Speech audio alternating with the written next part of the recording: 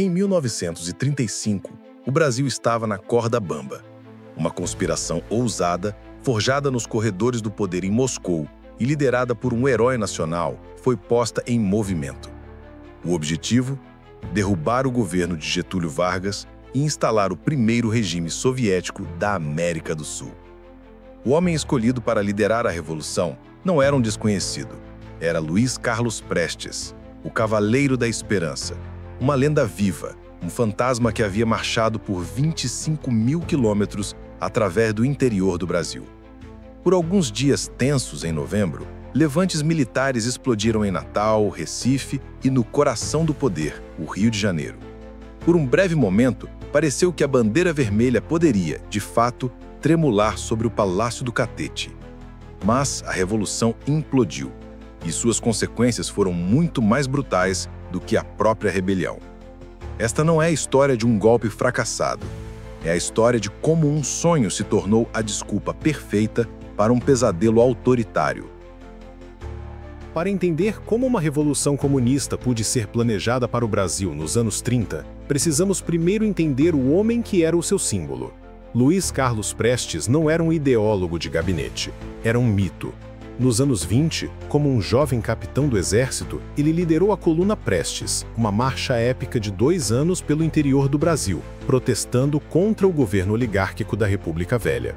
Ele se tornou uma lenda, o Cavaleiro da Esperança, um símbolo de resistência e integridade para milhões de brasileiros. No entanto, durante seu exílio após a marcha, a ideologia de Prestes mudou drasticamente. De um reformista militar, ele se converteu ao marxismo-leninismo e, em 1931, se mudou para a União Soviética, onde se tornou um membro leal e disciplinado da Internacional Comunista, a Comintern, a organização de Moscou encarregada de exportar a Revolução Mundial. Em Moscou, Prestes era tratado como uma joia da coroa. Ele era a prova de que o comunismo podia fincar raízes na distante América do Sul. A Comintern viu o Brasil, com sua instabilidade política sob o governo de Getúlio Vargas, como um alvo maduro para uma tomada de poder. E eles decidiram que seu herói brasileiro era o homem perfeito para liderá-la. Mas uma lenda, por maior que seja, não podia operar sozinha. A Comintern, desconfiada e obcecada por controle, decidiu enviar com Prestes uma equipe de agentes internacionais experientes para garantir que a revolução seguisse as ordens de Moscou. E entre esses agentes estava uma das figuras mais fascinantes e trágicas desta história, Olga Benário. Olga não era uma simples guarda-costas, ela era uma comunista alemã de origem judaica, uma militante endurecida que havia lutado nas ruas de Berlim contra os nazistas em ascensão. Ela era uma agente treinada da Comintern, disciplinada, inteligente e totalmente dedicada à causa. Sua missão oficial era garantir a segurança de Prestes em sua perigosa viagem de volta ao Brasil. Sua missão não oficial era vigiá-lo, garantir que o herói nacional brasileiro não se desviasse da linha do partido. A jornada deles de volta ao Brasil em 1935 foi uma operação de espionagem digna de um filme. Usando passaportes falsos de um casal de empresários portugueses, Luiz Carlos Prestes e Olga Benário viajaram de navio de Hamburgo para Nova York e de lá para o Brasil. Durante a longa viagem, a relação profissional entre o Cavaleiro da Esperança e sua guarda-costas se transformou numa paixão intensa. O revolucionário lendário e a agente secreta se apaixonaram. Eles chegaram ao Brasil não apenas como camaradas de armas, mas como um casal, vivendo na clandestinidade em apartamentos secretos no Rio de Janeiro, enquanto planejavam derrubar o governo. O plano, elaborado em Moscou, parecia simples no papel. Prestes, com sua imensa popularidade, seria o líder de uma frente popular chamada Aliança Nacional Libertadora, ANL, que reunia comunistas, socialistas e outros grupos de oposição a Vargas. A ANL serviria como a face pública do movimento. Mas nos bastidores o plano real era uma insurreição armada, liderada por oficiais simpatizantes do comunismo dentro do próprio exército brasileiro. Acreditava-se que, ao chamado do lendário Prestes, os quartéis se levantariam em massa, o povo se juntaria à revolta e o governo de Vargas, enfraquecido, cairia como um castelo de cartas. Era um plano ousado, baseado em uma série de suposições otimistas e em uma leitura fundamentalmente errada da realidade política brasileira. Eles tinham o líder lendário. Eles tinham o apoio de uma superpotência. Eles tinham a paixão de uma revolução, mas um plano secreto precisa de soldados para executá-lo. Como exatamente Prestes e a Cominterno convenceram uma parte do exército brasileiro a virar seus fuzis contra seu próprio governo? A estratégia da Cominterno e de Luiz Carlos Prestes para a tomada do poder no Brasil era baseada em um efeito dominó. A ideia era que levantes militares simultâneos em várias regiões do país criariam um caos generalizado, inspirando outras unidades do exército e a população a se juntarem à revolução, culminando em um colapso rápido do governo de Getúlio Vargas. Era um plano que dependia de uma coordenação perfeita, de uma comunicação impecável e, acima de tudo, de uma avaliação correta da lealdade das tropas. Em todos esses pontos, os revolucionários falharam de forma espetacular. A revolução, que deveria ter sido uma sinfonia, se tornou uma cacofonia de erros, má comunicação e heroísmo desesperado. A primeira faísca, ironicamente, acendeu antes da hora. Em 23 de novembro de 1935, na cidade de Natal, no Rio Grande do Norte, o 21º Batalhão de Caçadores se rebelou. Liderados por sargentos e cabos comunistas, os soldados tomaram o controle do quartel e, em poucas horas, da cidade inteira. Por 4 dias, Natal foi governada por um comitê popular revolucionário.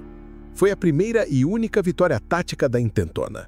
Mas foi uma vitória que selou a derrota de todo o movimento. O levante em Natal foi prematuro, não seguiu o cronograma planejado e serviu como um alarme para o governo de Vargas, que agora sabia que uma conspiração estava em andamento e teve tempo para preparar suas defesas. 2 dias depois, em 25 de novembro, a segunda faísca explodiu em Recife, Pernambuco. A revolta foi liderada por oficiais de alta patente, mas encontrou uma resistência muito mais forte do que o esperado. Batalhas sangrentas ocorreram dentro dos quartéis, mas as forças leais ao governo, já em alerta máximo, conseguiram conter e esmagar a rebelião em menos de 24 horas. O efeito dominó estava falhando, a revolução estava morrendo no berço. Tudo agora dependia do prêmio principal, o Rio de Janeiro, a capital federal. Era aqui que a liderança do Partido Comunista e o próprio Prestes estavam escondidos. O levante no Rio, marcado para a madrugada de 27 de novembro, deveria ter sido o golpe de mestre, a ação que decapitaria o governo. A revolta foi planejada para começar em 3 unidades militares-chave. Mas a comunicação entre os conspiradores era falha, baseada em mensageiros e senhas. E, o mais grave, a inteligência do governo já havia infiltrado o movimento. A rebelião no Rio começou de forma desastrosa. Na Escola de Aviação Militar, no Campo dos Afonsos, os rebeldes foram rapidamente cercados e derrotados. A batalha principal ocorreu no 3º Regimento de Infantaria, na Praia Vermelha. Ali, cerca de 500 soldados rebeldes lutaram com bravura, mas estavam isolados. Eles esperavam que outras unidades se juntassem a eles, que o povo do Rio se levantasse em apoio. Nada disso aconteceu. O governo, liderado pessoalmente pelo general Eurico Gaspar Dutra, cercou o quartel com tropas leais, navios de guerra e artilharia. Após horas de combate intenso, a rebelião foi esmagada. Em menos de 72 horas, a grande revolução comunista, planejada por meses em Moscou e no Rio de Janeiro, estava terminada. A chama havia se apagado quase tão rápido quanto acendeu. Por que um plano tão ambicioso falhou de forma tão miserável? Os historiadores apontam para uma série de erros fatais. Primeiro, a crença ingênua de Prestes e da Cominterno de que o Brasil estava à beira de uma revolução popular. A maioria da população e do exército não tinha interesse em um regime soviético. Segundo, a subestimação grosseira de Getúlio Vargas, um mestre da manipulação política que usou a ameaça comunista para fortalecer seu próprio poder. E terceiro, uma falha catastrófica de inteligência e coordenação, que permitiu ao governo antecipar e isolar cada um dos levantes. A Revolução Armada havia sido esmagada. Mas para as milhares de pessoas que ousaram sonhar com um Brasil comunista, a verdadeira guerra, a guerra da repressão, estava apenas começando. Se a intentona comunista foi curta e desorganizada, a resposta do governo de Getúlio Vargas foi longa, metódica e impiedosamente brutal.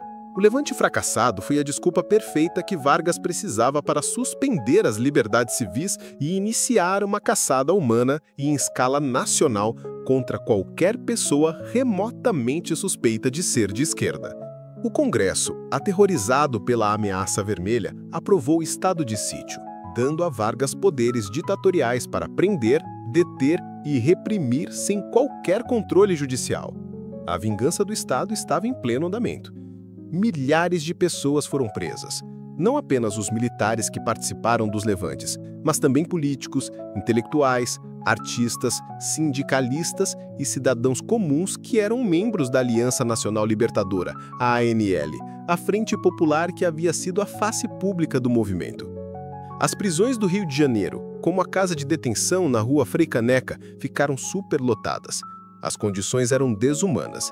E foi nesses porões que a polícia política de Vargas, liderada pela figura sinistra de Filinto Miller, aperfeiçoou seus métodos de tortura. Choques elétricos, espancamentos, afogamentos simulados e tortura psicológica se tornaram rotina. O objetivo não era apenas obter informações, era quebrar o espírito da oposição.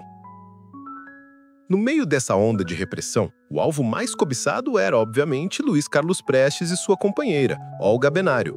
Por meses, eles conseguiram se esconder, mudando constantemente de apartamento no Rio de Janeiro.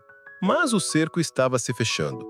Em março de 1936, após uma denúncia, a polícia invadiu seu esconderijo e prendeu o casal. A captura do Cavaleiro da Esperança foi uma vitória imensa para o governo Vargas. Para Prestes, o destino foi a prisão, onde ele passaria os 9 anos seguintes, muitas vezes em confinamento solitário. Mas para Olga, o destino seria muito pior, um dos atos mais infames e cruéis da história da diplomacia brasileira. Olga era uma cidadã alemã, judia e uma conhecida militante comunista. Na época, o Brasil de Vargas mantinha relações cordiais com a Alemanha nazista de Hitler, e o governo nazista queria Olga de volta. O problema legal era que Olga estava grávida de Prestes, e a lei brasileira proibia a extradição de uma mãe de uma criança que nasceria brasileira. Getúlio Vargas, em uma decisão fria e calculada, contornou a lei. Ele a classificou como uma estrangeira nociva e ordenou sua deportação sumária, sem julgamento. Agentes da Gestapo vieram ao Brasil para escoltá-la pessoalmente. Grávida de 7 meses, Olga Benário foi colocada num navio cargueiro alemão e entregue diretamente ao regime que ela havia combatido por toda a sua vida. Na Alemanha, ela deu à luz sua filha, Anita Leucádia Prestes, na prisão. A bebê, após uma intensa campanha internacional, foi resgatada por sua avó paterna, Leucádia Prestes. Mas Olga não teve a mesma sorte. Ela foi enviada para o campo de concentração de Ravensbrück e, em 1942, foi assassinada na câmara de gás. A vingança do Vargas não se contentou em apenas punir os rebeldes, ele a usou como uma ferramenta.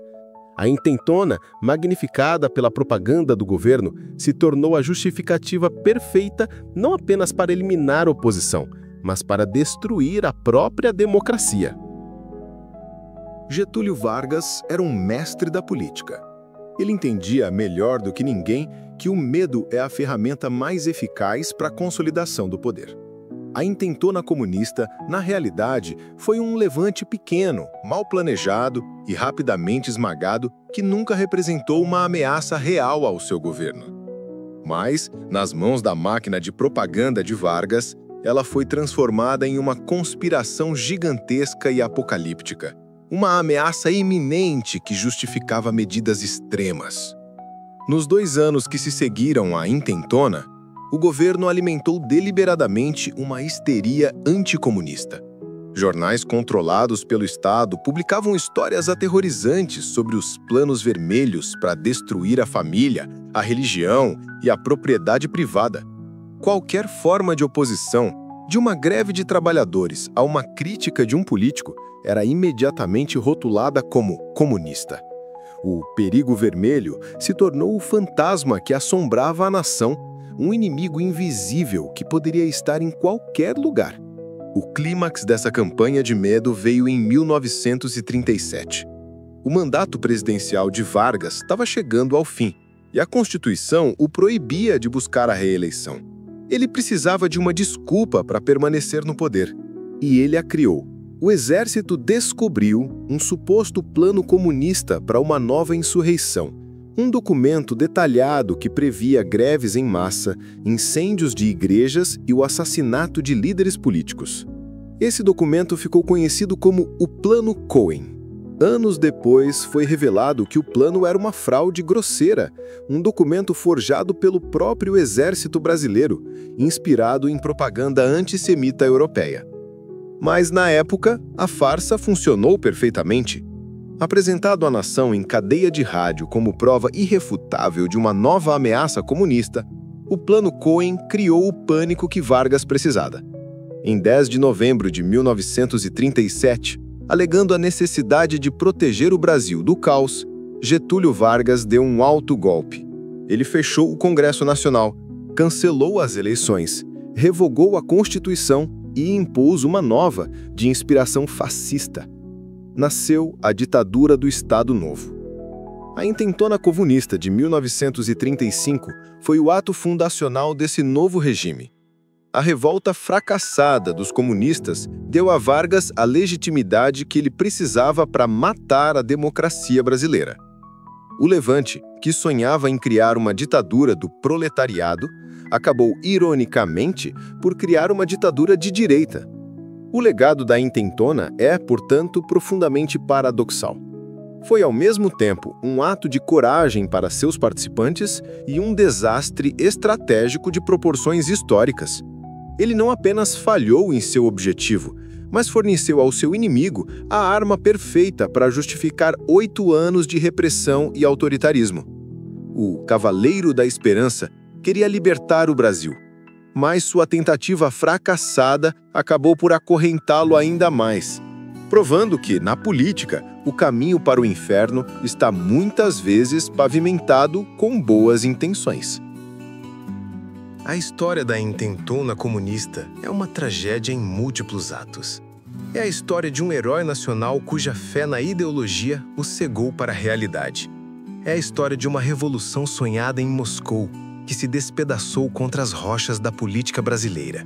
E, acima de tudo, é um lembrete sombrio de como o medo, quando manipulado por mãos hábeis, pode se tornar a arma mais poderosa para destruir a liberdade. Se você acredita que é essencial entender esses momentos de ruptura, essas encruzilhadas da história que definiram o Brasil que temos hoje, junte-se à nossa expedição. Inscrever-se no canal é a sua forma de garantir que continuemos a desenterrar essas histórias complexas e muitas vezes dolorosas. Deixe seu like para que mais pessoas conheçam as verdadeiras consequências da Intentona e comente. Você acha que a Intentona foi um ato de heroísmo ou um erro trágico? Aqui, nós não apenas contamos histórias, nós escavamos os alicerces do mundo.